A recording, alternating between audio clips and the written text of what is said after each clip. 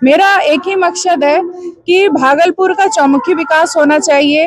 यहाँ चूंकि silk city के नाम से भागलपुर जाना जाता है, नौकरी देने की बात अगर करने की कह रहे हैं तो जनता खुद उनको समझ में आ रही है कि जिनकी सरकार अभी नहीं है, कि तेजस्वी जी की शासन अभी आ रही है। बीच में भी वो जब नीतीश जी पलटी मार करके उनके साथ शासन में आए थे तो उप मुख्यमंत्री रहे, उस समय कितनी नौकरियां आई और क्या व्यवस्था रहा, और प्लस उनके खानदान वो पारिवारिक वैसे हैं जो कि उनके मुख्यमंत्री रहे, उनकी माँ मुख्यमंत्री रही, उनके पिताजी मुख्यमंत्री रहे। तो जो नौकरी देने की बात अब कर रही है वो जनता देख रही है कि उनके शासनकाल में क्या क्या हुआ। अभी तक लोग तो यही जानते हैं, उनके शासनकाल को ज्यादातर लोग जंगल राज के नाम में जानते हैं।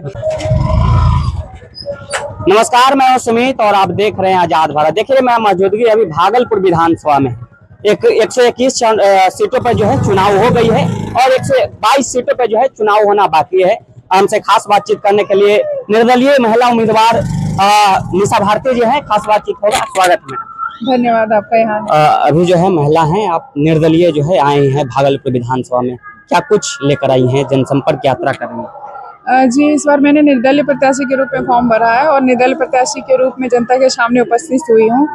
और मेरा बस एक ही मकसद है, जो यहाँ के मतलब जो अभी तक के विधायक रहे हैं उनकी कार्यशैली से कोई पसंद नहीं कर रहा है उसको, उसकी कार्यशैली से, उसकी व्यवस्था से कोई खुश नहीं है।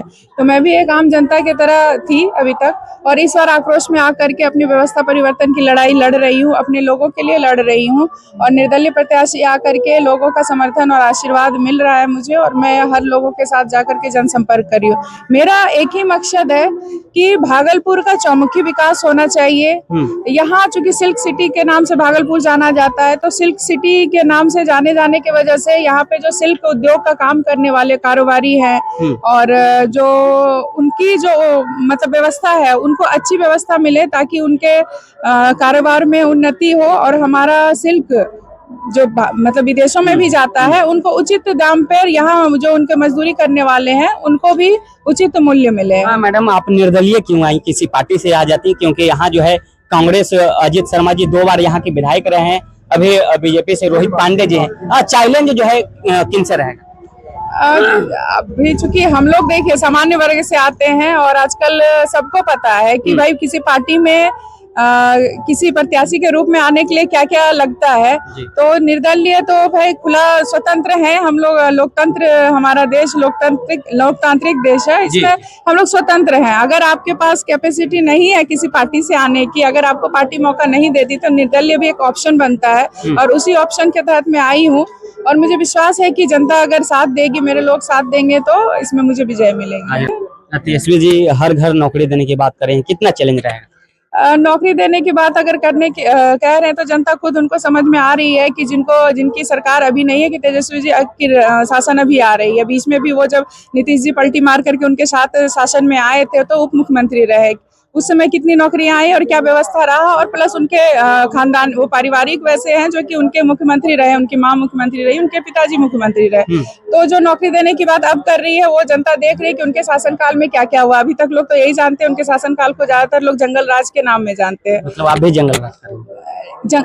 मतलब नहीं समझ। जंगल राज मतलब आप भी आरोप लगा रहे हैं? नहीं, जनता लगा रही है ना, सब तो बोल रहे हैं। उसके शासन काल को लोग बोलते हैं कि उसमें क्या व्यवस्था थी। अगर भागलपुर विधानसभा से जनता मौका देती है तो निशा भारती जी विकास क्या करेंगे? निशा भारती का विकास मैंने फर्स्ट उसमें लिखा हुआ है कि यहाँ पे जो सबसे पहले चौमुखी विकास किया जाएगा। यहाँ के वार्डों की जो समस्या है, 51 वार्ड हमारा क्षेत्र में आता है, 51 वार्ड की समस्या का समाधान किया जाएगा। 51 बच्चों के लिए देखा गया कि उनको जो है ना मतलब स्कूल की पढ़ाई जो मिल रही है, साथ साथ खेल कूद की दिक्कत आ रही है। तो 51 वार्ड में हमने अपने मैनिफेस्टो में जोड़ा है कि 51 वार्ड में 51 पार्क होना चाहिए, क्योंकि अगर देखा जाए तो जमीन हमारे पास है, बस उसको चिन्हित करके उसको यूटिलाइज करने की जरूरत है, लेकिन उसके लिए मन होना चाहिए। सिल्क वर्क के उद्योग के लिए जो सिल्क की कारोबार करने वाले उनके लिए एक अच्छे प्लेटफॉर्म की व्यवस्था की जाएगी। स्मार्ट सिटी के नाम पे जो व्यवस्थाएं हम लोग को मिल रही है, जो देखने को मिल रही है, उसमें बहुत मतलब उसकी व्यवस्था बनाई जाए कि नहीं, स्मार्ट सिटी है तो स्मार्ट सिटी दिखना चाहिए। हर गली और हर रोड में स्मार्टनेस दिखनी चाहिए कि भाई स्मार्ट सिटी में हम लोग घूम रहे हैं।